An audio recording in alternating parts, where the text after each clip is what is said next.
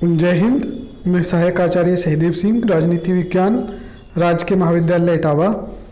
आज हमारा टॉपिक है राज व्यवस्था में राजा की स्थिति, अर्थात क्या मनु का राजा निरंकुश व स्वेच्छाचारी हो सकता है अथवा मनु के राजा पर कुछ ऐसे नियंत्रण हैं जिनके कारण वो स्वेच्छाचारी नहीं हो सकता। आज इस विषय में हम विचार करेंगे।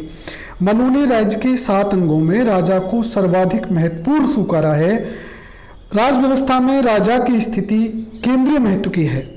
राजा का सृजन या निर्माण स्वयं ईश्वर ने 8 प्रमुख देवों के अंशों से किया है, क्योंकि राजा में एक साथ 8 देवों का निवास होता है, अतः वह इसमें से प्रत्येक देव से अधिक महान व शक्तिशाली होता है। मनु ने प्रजाजन को सावधान किया है कि राजा में अग्नि का तेज होता है, अतः उसे अप्रियकर एवं अपमानजनक व्यवहार करने वाले व्यक्ति की कुल एवं संपदा का नाश हो जाता है। भले ही राजा उम्र में बालक हो तथा साधारण मनुष्य जैसा दिख पड़ता हो, किंतु वास्तव में वह नरदेव होता है। राजा सब चीजों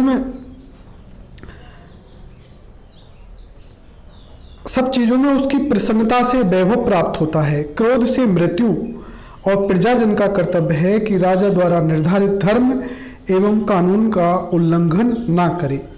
मनुस्मृति में उपलब्ध उपरोक्त विवरण से ऐसा प्रतीत होता है कि राजा को असीमित एवं अनियंत्रित शक्तियां प्राप्त हैं, जिनके आधार पर वे निरंकुश व स्वेच्छाचारी आचरण कर सकता था, किंतु वास्तविकता इससे भिन्न है। मनु की राजव्यवस्था में अनेक ऐसी सैद्धांतिक व व्यावहारिक चीजें दिख पड़ती हैं जिनके आधार पर यह कहा जा सकता है कि मनु का राजा निरंकुश नहीं हो सकता था। मनु ने राजा की शक्ति पर अनेक नैतिक, संस्थागत, विधिक एवं व्यावहारिक नियंत्रणों की स्थापना की है। मनुस्मृति के आधार पर इस संदर्भ में अनेक तर्क प्रस्तुत किए जा सकते हैं, जैसे राजा को देव कर्म करने हैं। मनु ने राजा को ईश्वर द्वारा निर्मित एवं देवांश कहा है। उन्होंने राजा को किसी भी प्रकार के दैवीय अधिकार नहीं सौंपे हैं। राजा में 8 देवों का निवास होता है। इसका अर्थ यही है कि राजा को 8 देवों के प्रधान गुणों को अपनाते हुए प्रजा के रक्षण, पालन एवं कल्याण के कार्य को करना चाहिए। मनु ने राजा को दैवी कर्तव्य तो सौंपे हैं, किंतु उसे किसी भी प्रकार के स्वेच्छाचारी दैवी अधिकार नहीं दिए गए हैं। राजा धर्म के अधीन है। राजा धर्म से ऊपर नहीं है, अपितु सदैव धर्म के अधीन होता है। अन्य पुरुषों की तरह ही राजा के जीवन का उद्देश्य भी धर्म, अर्थ, काम एवं मोक्ष की प्राप्ति है, किंतु राजा इन सभी पुरुषार्थों की सिद्धि राजधर्म के पालन के द्वारा ही कर सकता है। राजधर्म का पालन करना ही राजा का स्वधर्म है। राजधर्म अत्यंत विस्तृत है और इसमें राजा के सभी सामाजिक, विधिक एवं न्यायिक कर्तव्य सम्मिलित हैं। राजा को राजधर्म के निर्माण अथवा व्याख्या का अधिकार नहीं दिया गया है। राजधर्म का निर्माण वेद, स्मृति एवं सदाचार के आधार पर हुआ है और इसकी व्याख्या करने का कार्य वेदज्ञ, धर्मज्ञ व तपोनिष्ठ ब्राह्मणों को ही है। राजा अपने राजधर्म की आड़ में स्वेच्छाचारी व निरंकुश नहीं हो सकता। अगला है राजा सदैव दंड के अधीन होता है। मनुस्मृति ने केवल राजा को ही दैवीय नहीं माना है, अपितु इससे भी पहले दंड को दैवीय बताया है। सृष्टि के प्रारंभ में ही ईश्वर ने दंड अर्थात विधान का निर्माण किया और इसे राजा को सौंपा। मनु ने दंड को राज्य का धर्म युक्त सर्वोच्च विधान माना है और इसे ही वास्तविक राजा कहा है। अतः देहधारी राजा सदैव इसके अधीन है और उसे इसका अनुकरण करना है।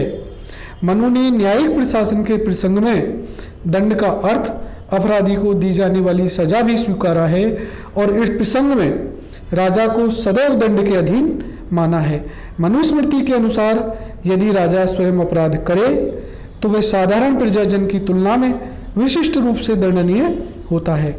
मनु का मत है कि जो राजा दंड का उचित अनुकरण नहीं करता है वह दंड के द्वारा ही मारा जाता है। राजा के आवश्यक गुण व दिनचर्या संबंधी मर्यादा।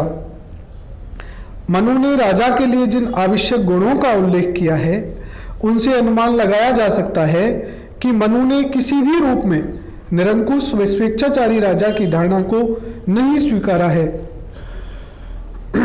राजा को राजधर्म सहित ऐसे समस्त शास्त्रों और विद्याओं का ज्ञान होना चाहिए जो उसे व्यसनों से मुक्त करने में तथा विभिन्न कर्तव्यों का पालन करने में सहायक हों। राजा को विनयशील होना चाहिए, सुविद्या, आयु व तप में श्रेष्ठ ब्राह्मणों के निर्देशन में कार्य करने का गुण भी होना चाहिए। राजा इसी अर्थ में देवांश होता है कि वह प्रजा पालन, प्रजा रक्षण के लिए विभिन्न देवों के प्रधान गुणों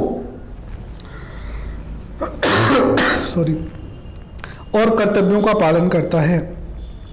मनु ने राजा की दिनचर्या का निर्माण इस ढंग से किया है कि इसका पालन करने वाला राजा लगातार कर्तव्यों की पूर्ति में ही व्यस्त रह सकता है। राजा अकेला शासन करने में समर्थ नहीं है। राजा स्वेच्छाचारी एवं निरंकुश शासन इसलिए भी नहीं कर सकता क्योंकि वह अपनी समस्त योग्यताओं के बावजूद शासन जैसे जटिल कार्यों में अकेले ही निर्णय लेने में एवं उसको लागू करने में असमर्थ होता है। मनु के अनुसार राजा को किसी कार्य को प्रारंभ करने से पहले अपने मंत्रियों से विचार विमर्श करना चाहिए और तब ऐसा निर्णय लेना चाहिए जो राज्य हित में हो। मनु ने मंत्रियों की जो योग्यताएं बताई हैं उनसे प्रकट होता है कि वे राजा के विचारों को प्रभावित करके उसे निरंकुश व स्वेच्छाचारी होने से रोकने में सफल रहते होंगे। यह उल्लेखनीय है कि यद्यपि मनु ने राज्य के 7 अंगों में राजा की प्रधानता को स्वीकारा है किंतु इसके साथ ही यह भी बताया है कि राज्य के अस्तित्व की रक्षा की दृष्टि से प्रत्येक अंग का महत्व है और उसमें परस्पर उचित तालमेल भी आवश्यक है। सामाजिक संगठन की मर्यादा। राजा को सामाजिक क्षेत्र में कोई विधि बनाने का अधिकार नहीं था। उसका एकमात्र कार्य था वेद, स्मृति एवं सदाचार पर आधारित वर्ण एवं आश्रम के धर्मों का प्रजाजन के से पालन कराना और इस संबंध में राजा की सत्ता ब्राह्मण वर्ण के अधीन थी। इस प्रकार वह सामाजिक जीवन में किसी प्रकार की निरंकुश या स्वेच्छाचारी आचरण में समर्थ ही नहीं था। अर्थव्यवस्था संबंधी मर्यादा। आर्थिक क्षेत्र में राजा को कर लगाने का अधिकार तो था किंतु इस विषय में उसे धर्मशास्त्र के निर्देशों का पालन करना होता था। मनु ने राजकोष के संग्रह अथवा इसके बारे में राजा को किसी भी प्रकार की असीमित सत्ता नहीं दी है, अपितु उसे प्रजाहित व राज्य हित की मर्यादा के अनुसार ही इस कार्य को करने का अधिकार दिया है। परराष्ट्र नीति से संबंधित मर्यादा। परराष्ट्र संबंधों की संचालन के क्षेत्र में राजा की शक्ति मंडल सिद्धांत नीति के उपायों षड्गुण मंत्र द्वारा नियंत्रित थी। उसका प्रमुख दायित्व अपने राज्य की अखंडता व स्वतंत्रता की रक्षा था और इस विषय में किसी भी प्रकार के स्वेच्छाचार स्वयं राजा के लिए आत्मघाती सिद्ध हो सकता था। तो ये थी राजा के ऊपर मर्यादाएं, यानी मनु का राजा स्वेच्छाचारी किस प्रकार से नहीं हो सकता था। मनु के राजा पर क्या क्या नियंत्रण थे। पहला, मनु के राजा को देव कर्म करने थे, यानी मनु को राजा में जो दैवीय गुणों का अंश था वो कर्तव्य भाव में था, ना कि अधिकार भाव में। राजा धर्म के अधीन था, यानी मनु का राजा धर्म के अधीन था और मनु का राजा दंड के भी अधीन था, क्योंकि जब मनु ने राजा ब्रह्मा ने मनु को राजा बनाया तो उससे पहले उसने दंड को भी निर्माण किया। और राजा में आवश्यक गुण व दिनचर्या भी मनु ने बताई और उन आवश्यक गुणों और दिनचर्याओं का अनुमान लगाकर कहा जा सकता है कि वो निरंकुश नहीं हो सकता। और कहा कि राजा अकेला शासन करने में समर्थ नहीं है और शासन करने में उसे मंत्रिपरिषद की सहायता लेनी होती थी। सामाजिक संगठन की मर्यादा। और राजा को एक सामाजिक संगठन की मर्यादा का पालन करना होता था, यानी वर्ण और आश्रम के धर्मों का पालन करवाना होता था। अर्थव्यवस्था संबंधी मर्यादा, यानी राजा को कर लगाने का अधिकार तो था किंतु कर्म धर्मशास्त्र के निर्देशों से ही लगा सकता था। परराष्ट्र से संबंधित मर्यादा। परराष्ट्र के संचालन में राजा की शक्ति मंडल सिद्धांत और नीति के उपाय जो मनु ने बताए हैं उनसे नियंत्रित थी और राजा का दायित्व था राज्य की अखंडता और स्वतंत्रता की रक्षा, और इसमें किसी भी प्रकार का स्वेच्छाचार राजा के लिए आत्मघाती सिद्ध हो सकता था।